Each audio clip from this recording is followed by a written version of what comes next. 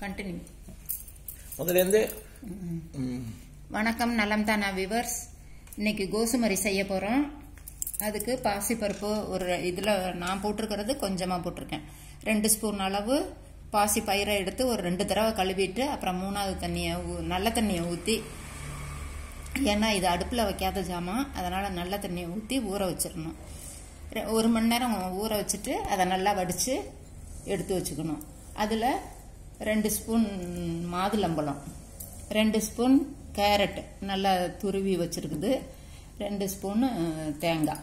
இது நமக்கு டேஸ்ட்டுக்கு தகுந்தாப்புல உப்பு, கொஞ்சம் மிளகுத்தூள், கொஞ்சம் எலுமிச்சம்பழம் கடைசியில் கொஞ்சம் புளிஞ்சு ஊற்றிடணும். நமக்கு இப்படி பச்சையாகவே சாப்பிட்ணும்னா கலந்து சாப்பிட்றலாம்.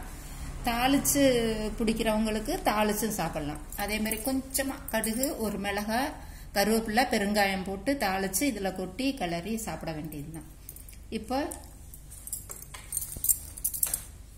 இப்போ இதை கலந்துக்கலாம்.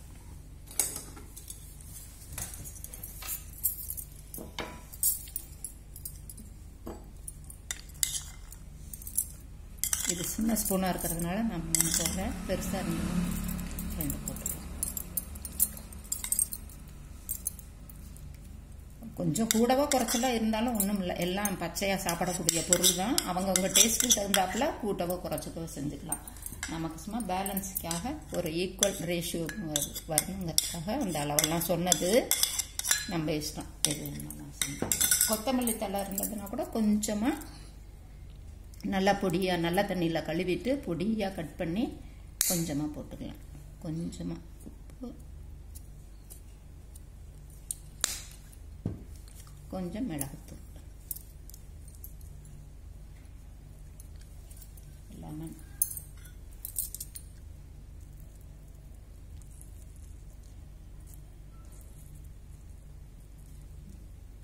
புளிப்பும் அவங்கவுங்க டேஸ்ட்டுக்கு தகுந்தாப்புல ஊற்றிக்கலாம்.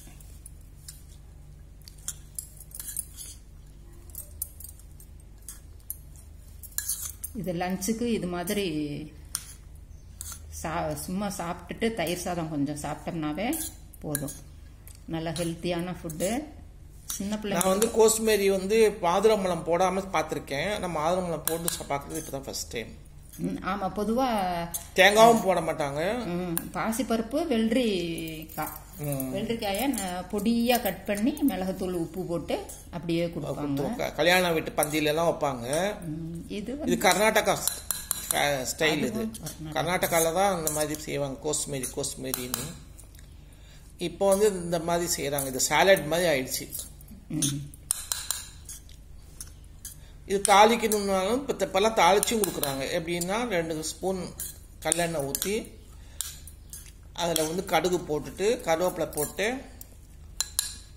இது மிளகாய் போட மாட்டாங்க, இது போடுறாங்க